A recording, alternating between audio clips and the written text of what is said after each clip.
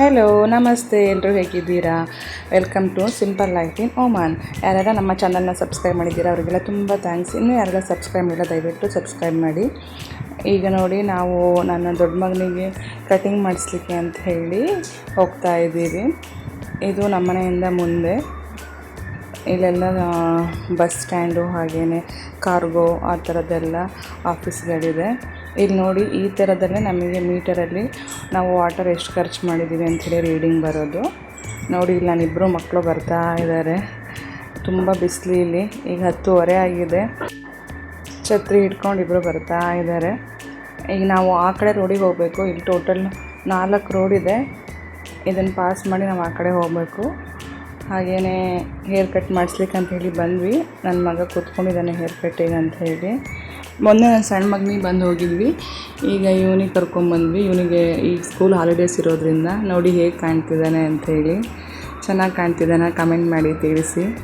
ಇಲ್ಲಿ ನೋಡಿ, ಸಣ್ಣವರು ಅವನಲ್ಲಿ ಕಟಿಂಗ್ ಮಾಡಿಸ್ಕೊತಾ ಇದ್ದರೆ ಇಲ್ಲಿ ಇವನದೇ ಸಾಮ್ರಾಜ್ಯ ಮಾಡ್ತಾ ಇದ್ದಾನೆ.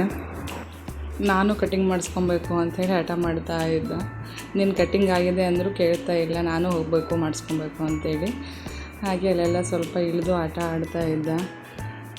ಅವನಿಗೆ ಎಲ್ಲಿ ಹೋದರೂ ಸುಮ್ಮನೆ ಕೂರೋ ಅಭ್ಯಾಸನೇ ಇಲ್ಲ. ಬಟ್ ನನ್ನ ದೊಡ್ಡ ಮಗ ಆಗಿರಲಿಲ್ಲ, ಎಲ್ಲಿ ಹೋದರೂ ಸೈಲೆಂಟಾಗಿ ಕೂತ್ಕೊತಿದ್ದ. ಬಟ್ ಇವನು ಹಾಗಲ್ಲ, ಎಲ್ಲ ಕಡೆ ಸುತ್ತೊಳಿತಾ ಇರ್ತಾನೆ. ಅವನಿಗೆ ಒಂದು ಕಡೆ ಕೂರೋದಂದ್ರೇ ಆಗೋದಿಲ್ಲ. ಇಲ್ಲಿ ನೋಡಿ, ಅವ್ರ ಅಣ್ಣನ ನೋಡಿ ಖುಷಿ ಆಗ್ತಿದೆ.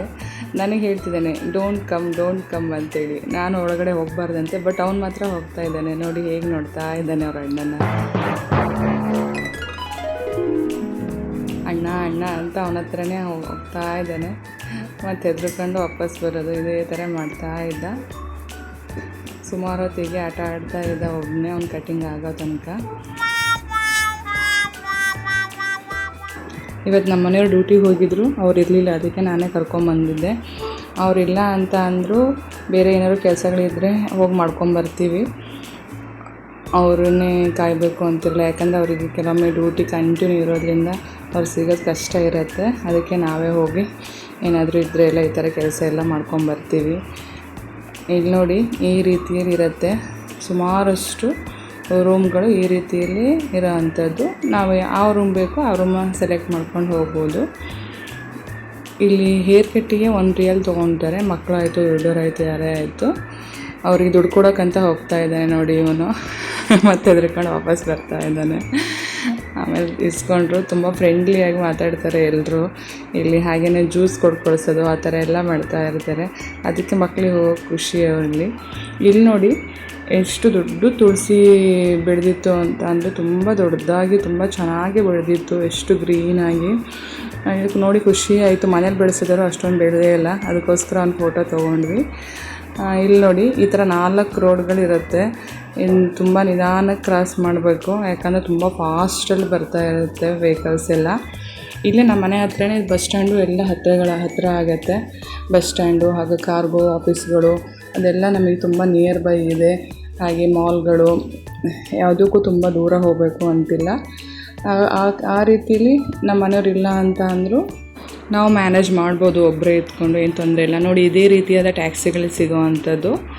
ಮತ್ತು ಲೋಕಲ್ ಬಸ್ಗಳು ಸಿಗುತ್ತೆ, ಅದನ್ನ ಆಮೇಲೆ ತೋರಿಸ್ತೀನಿ ನಿಮಗೆ ನಾನು.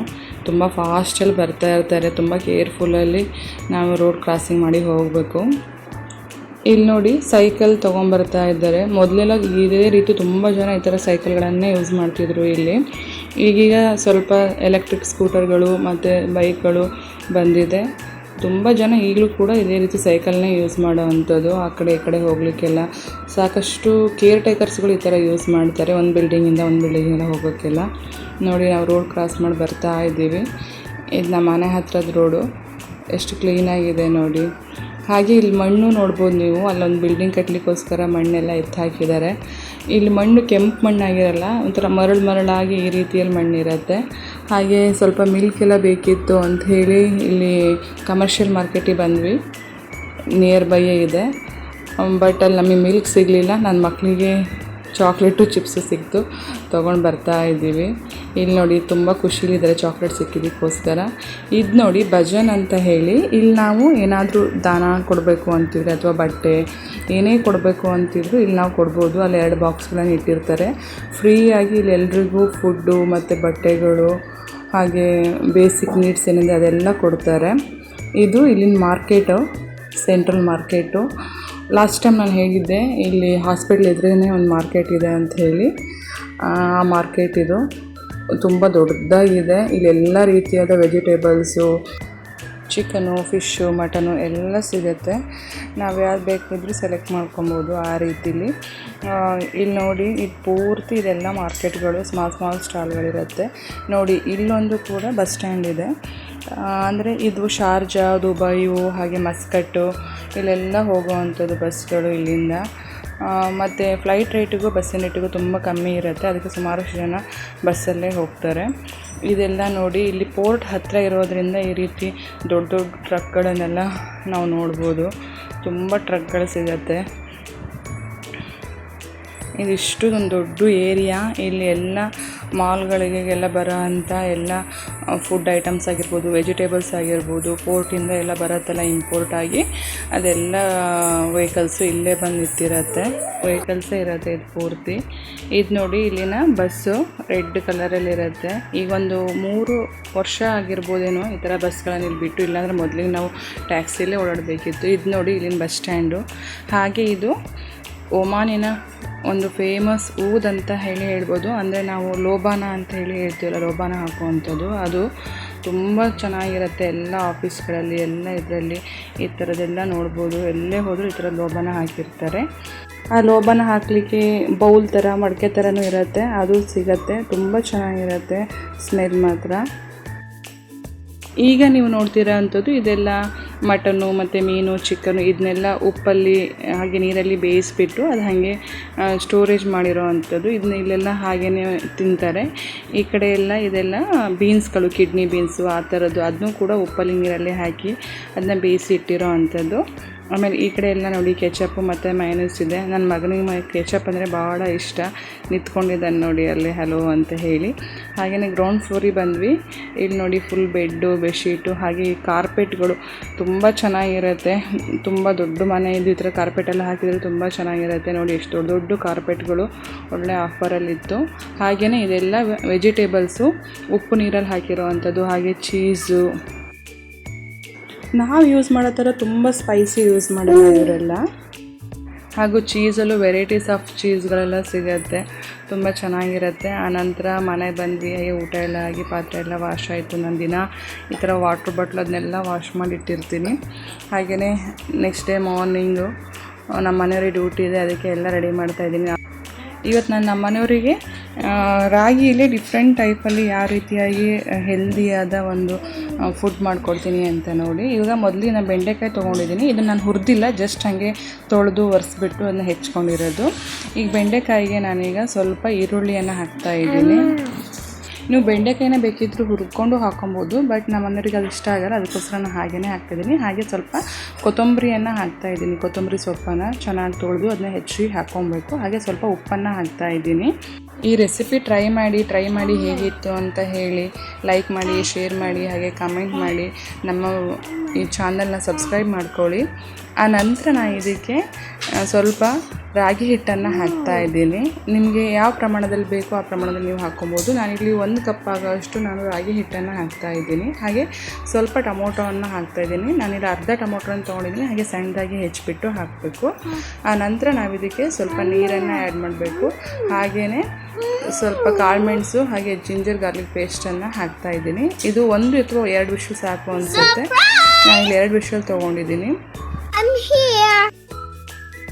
ಇಲ್ಲಿ ನೋಡಿ ಆಲ್ರೆಡಿ ಎದ್ದಾಯಿತು. 5:45 ಆಗಿದೆ ಟೈಮು. ಆಲ್ರೆಡಿ ಎದ್ದಾಗಿ ಬಂದಾಗಿದೆ. ಈಗ ನಾನೀಗ ಸ್ವಲ್ಪ ನನಗೆ ಶೇಂಗಾ ಚಟ್ನಿ ಬೇಕಿತ್ತು, ಅದೇ ಮಾಡ್ಕೊಳ್ತಾ ಇದ್ದೆ.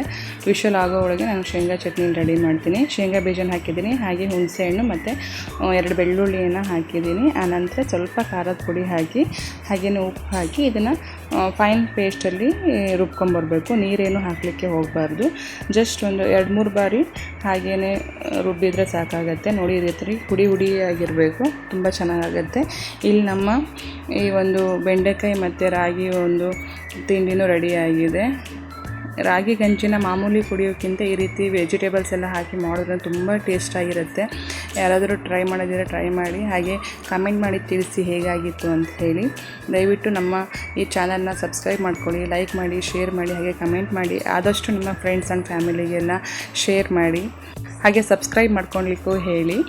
ಈಗ ನಾನು ಮಜ್ಜಿಗೆನೂ ರೆಡಿ ಮಾಡ್ತಾಯಿದ್ದೀನಿ. ಉಪ್ಪು ಮತ್ತು ಕಾಳುಮೆಣಸು ಹಾಗೆಯೇ ಜೀರಿಗೆ ಪುಡಿಯನ್ನು ಹಾಕಿ ಇದಕ್ಕೆ ಸ್ವಲ್ಪ ನಾನು ಮಜ್ಜಿಗೆಯನ್ನು ಹಾಕ್ತಾಯಿದ್ದೀನಿ.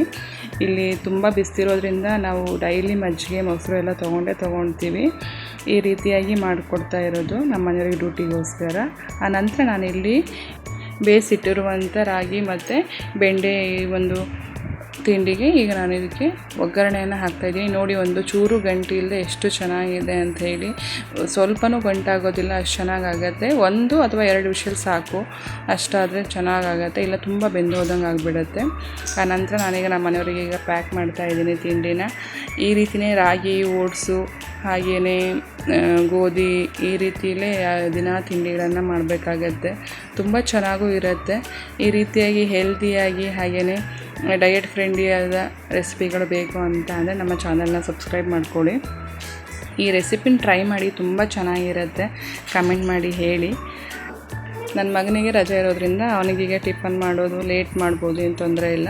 ಅದಕ್ಕೋಸ್ಕರ ಈಗ ನಮ್ಮ ಮನೆಯವ್ರಿಗೆ ಮಾತ್ರ ಮಾಡಿ ಕಳಿಸ್ತಾ ಇದ್ದೀನಿ. ಹೀಗೆಲ್ಲ ರೆಡಿಯಾಗಿದೆ, ಅದನ್ನ ಪ್ಯಾಕ್ ಮಾಡಿ ಈಗ ಬಾಕ್ಸಿಗೆ ಹಾಕಿ ಹಾಗೆ ಬ್ಯಾಗಿಗೆ ಹಾಕಿ ಇಟ್ಟಿದ್ದೀನಿ. ನಮ್ಮ ಮನೆಯವರಿಗೆ ಈಗ ಟಿಫನ್ ರೆಡಿ ಮಾಡೋಣ ಅಂತ ಮಾಡ್ತಾಯಿದ್ದೆ.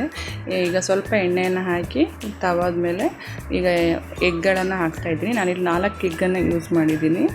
ಈ ರೀತಿ ಚೆನ್ನಾಗಿ ಎಗ್ಗಳನ್ನು ಫಸ್ಟ್ ವಾಶ್ ಮಾಡ್ಕೊಳ್ತೀನಿ ನಾನು, ಆನಂತರ ಯೂಸ್ ಮಾಡೋ ಅಂಥದ್ದು. ಇಲ್ಲಿ ನೋಡಿ, ನಾನಿಲ್ಲಿ 4 ಎಗ್ಗನ್ನು ಯೂಸ್ ಮಾಡಿದ್ದೀನಿ. ಅದಕ್ಕೆ ನಾವೀಗ ಸ್ವಲ್ಪ ಉಪ್ಪು ಮತ್ತು ಖಾರದ ಪುಡಿ ಹಾಗೆ ಅರಿಶಿನ ಪುಡಿಯನ್ನು ಹಾಕಬೇಕು. ಇದನ್ನು ಹಾಕಿ ಚೆನ್ನಾಗಿ ಇದನ್ನು ಸ್ಕ್ರ್ಯಾಂಬಲ್ ಮಾಡ್ಕೊಬೇಕು. ನಾನು ಇಲ್ಲಿ ಆಮ್ಲೆಟ್ ಮಾಡ್ತಿಲ್ಲ ಅಥವಾ ಬುರ್ಜಿ ಥರ ಮಾಡ್ತಿಲ್ಲ, ಜಸ್ಟ್ ಸ್ಕ್ರ್ಯಾಂಬಲ್ ಮಾಡ್ಕೊತಾ ಇದ್ದೀನಿ. ಈ ರೀತಿಯಾಗಿ ಅರಿಶಿನ ಪುಡಿ ಮತ್ತು ಉಪ್ಪು ಮತ್ತು ಖಾರದ ಪುಡಿಯನ್ನು ಹಾಕಿ ಈಗ ಚೆನ್ನಾಗಿ ಇದನ್ನು ಸ್ಕ್ರ್ಯಾಂಬಲ್ ಮಾಡ್ಕೊಬೇಕು. ಜಸ್ಟ್ ಇದು ಹಾಗೆಯೇ ಬಿಡಬೇಕು ಸ್ವಲ್ಪ ಹೊತ್ತು, ಆ ನಂತರ ಇದನ್ನ ಸ್ಕ್ರ್ಯಾಂಬಲ್ ಮಾಡಬೇಕು. ಅವಾಗ ತುಂಬ ಚೆನ್ನಾಗೇ ಬರುತ್ತೆ. ನೋಡಿ, ಈ ರೀತಿಯಾಗಿ ಮಾಡಿಬಿಟ್ಟು ಬಿಡಬೇಕು ಇದನ್ನ ಸ್ವಲ್ಪ ಹೊತ್ತು. ಇಲ್ಲ ಅಂತ ಅಂದರೆ ಅದು ಅಷ್ಟು ಚೆನ್ನಾಗಿ ಸ್ಕ್ರ್ಯಾಂಬಲ್ ಆಗಿ ಬರಲ್ಲ. ಯಾರಿಗೆಲ್ಲ ಈ ರೆಸಿಪಿಗಳು ಇಷ್ಟ ಆಗ್ತಿದೆ ಅದನ್ನೆಲ್ಲ ಕಮೆಂಟ್ ಮಾಡಿ ತಿಳಿಸಿ. ಹಾಗೆ ಯಾರೆಲ್ಲ ಟ್ರೈ ಮಾಡಿದ್ದೀರಾ ಅದನ್ನು ತಿಳಿಸಿ. ನೋಡಿ, ಈ ರೀತಿಯಲ್ಲಿ ಬಿಡಬೇಕು ಸ್ವಲ್ಪ ಹೊತ್ತು. ಆ ನಂತರ ಇದನ್ನು ತಿರುಗಿಸಿದಾಗ ಈ ರೀತಿ ಸ್ಕ್ರ್ಯಾಂಬಲ್ ಥರ ಆಗುತ್ತೆ. ತುಂಬ ಚೆನ್ನಾಗಿರುತ್ತೆ. ನನ್ನ ಮಗನಿಗೆ ತುಂಬ ಇಷ್ಟ. ನಾನೀಗ ಬ್ರೌನ್ ಬ್ರೆಡ್ಡಿಗೆ ಸ್ವಲ್ಪ ಮಯೋನೀಸ್ನ ಹಾಕಿ ಸ್ಪ್ರೆಡ್ ಮಾಡ್ಕೊತಾ ಇದ್ದೀನಿ. ಇದಕ್ಕೆ ಬೇಕಿದ್ರೆ ನಾವು ಕೆಚಪ್ಪು ಹಾಗೆಯೇ ಚೀಸು ಅದೆಲ್ಲ ಹಾಕ್ಕೊಬೋದು, ಚೆನ್ನಾಗಿರುತ್ತೆ. ನಾನಿಲ್ಲಿ ಏನೂ ಹಾಕ್ತಿಲ್ಲ, ಅವ್ರು ಅದೆಲ್ಲ ಲೈಕ್ ಮಾಡಲ್ಲ. ಅದಕ್ಕೋಸ್ಕರ ಜಸ್ಟ್ ಮಯೋನೀಸ್ ಮಾತ್ರ ಹಾಕಿ ಚೆನ್ನಾಗಿ ಸ್ಪ್ರೆಡ್ ಮಾಡ್ಕೊತಾ ಇದ್ದೀನಿ. ಹೀಗೆ ಸ್ಪ್ರೆಡ್ ಮಾಡಿ ಅದಕ್ಕೆ ನಾವೀಗ ಎಗ್ಗನ್ನು ಅದ್ರ ಮೇಲೆ ಹಾಕಬೇಕು. ತುಂಬ ಚೆನ್ನಾಗಾಗತ್ತೆ. ಈ ರೀತಿ ಈ ಎಗ್ ಮಾತ್ರ ತುಂಬ ಚೆನ್ನಾಗಿ ಸ್ಕ್ರ್ಯಾಂಬಲ್ ಮಾಡ್ಕೊಂಡಿರಬೇಕು. ಬುರ್ಜಿ ಥರ ಮಾಡಿಕೊಂಡ್ರೆ ಅದಷ್ಟು ಚೆನ್ನಾಗಿ ಟೇಸ್ಟ್ ಬರಲ್ಲ ಅಂತ ಹೇಳ್ಬೋದು. ಈಗ ನೋಡಿ, ಈ ರೀತಿಯಲ್ಲಿ ಇದನ್ನು 1 by 1 ಲೇಯರಲ್ಲಿ ಹಾಕ್ತಾ ಹೋಗಬೇಕು. ಈ ಬ್ರೌನ್ ಬ್ರೆಡ್ ಯಾರಾದರೂ ಯೂಸ್ ಮಾಡಬೇಕು ಅಂತಿದ್ರೆ ಮಾಡಿ, ತುಂಬ ಚೆನ್ನಾಗಿದೆ ಈ ಬ್ರೆಡ್ಡು. ತುಂಬ ಸ್ಟಮಕ್ ಫುಲ್ ಆಗಿರೋ ಒಂದು ಫೀಲ್ನ ಕೊಡುತ್ತೆ. ನೋಡಿ, ಈಗ ತಿಂಡಿ ರೆಡಿಯಾಗಿದೆ. ನಮ್ಮ ಮನೆಯವರು ರೆಡಿಯಾಗಿದ್ದಾರೆ, ಅವರಿಗೆ ತಿಂಡಿ ಕೊಡಬೇಕು. ನಾನು ಈಗ ಟೀ ರೆಡಿ ಮಾಡ್ತಾ ಇದ್ದೀನಿ. ದಿನ ಮಾರ್ನಿಂಗು ಇದು ರೊಟೀನು 5 ಗಂಟೆಗೆ ಎದ್ದು ಮಾಡಲೇಬೇಕು. ಯಾಕಂತಂದರೆ ಇಲ್ಲೆಲ್ಲ ಬೇಗ ಹೋಗೋದಿರೋದ್ರಿಂದ ನಮ್ಮನ್ನು ರೆಡಿಯಾಗಿ ಹೊರಟರು. ನನ್ನ ಮಗನೂ ಈಗ ರೆಡಿಯಾಗಿದ್ದಾನೆ ಹೋಗೋಕ್ಕಂತ ಹೇಳಿ. ಅವನಿಗೆ ಕೇಳ್ತಾ ಇದ್ದಾರೆ, ಇಷ್ಟು ಬೇಗ ಹೇಳ್ತಿಲ್ಲ, ಮಲಗೋಕ್ಕಾಗಲ್ಲ ಅಂಥೇಳಿ. ನೋಡಿ, ಮಾತಾಡಲ್ಲ. ಅವ್ರೇನಾದರೂ ಕೇಳ್ತಿದ್ರೆ ಹಿಂಗೆ ತಲೆ ಬಗ್ಸ್ಕೊಂಡು ನಿಂತ್ಕೊಂಡಿರ್ತಾನೆ. ಹಾಗೆಲ್ಲ ಬೇಗ ಮರಳು ಮಾಡ್ತಾನೆ. ತುಂಬ ಖುಷಿ ಅನಿಸುತ್ತೆ ದಿನ ಬೆಳಗ್ಗೆ ಈ ರೀತಿ ಅವ್ರನ್ನ ಡ್ಯೂಟಿಗೆ ಹೋಗುವಾಗ ಕಳಿಸ್ಲಿಕ್ಕೆ ಅಂತ ಹೇಳ್ತಾನೆ. ಎದ್ದಿಲ್ಲ ಅಂದಿನ ಬೇಜಾರು ಅಂತ ಅನಿಸುತ್ತೆ. ನಿಮಗೆಲ್ಲ ಯಾರಿಗೆ ಈ ಬ್ಲಾಗ್ಗಳು ತುಂಬ ಇಷ್ಟ ಆಗ್ತಿದೆ ದಯವಿಟ್ಟು ಲೈಕ್ ಮಾಡಿ, ಶೇರ್ ಮಾಡಿ, ಹಾಗೆ ಕಮೆಂಟ್ ಮಾಡಿ. ದಯವಿಟ್ಟು ನಮ್ಮ ಚಾನಲ್ನ ಸಬ್ಸ್ಕ್ರೈಬ್ ಮಾಡ್ಕೊಳ್ಳಿ. ನೆಕ್ಸ್ಟ್ ವ್ಲಾಗಲ್ಲಿ ಮತ್ತೆ ಸಿಗ್ತೀನಿ. Thanks for watching.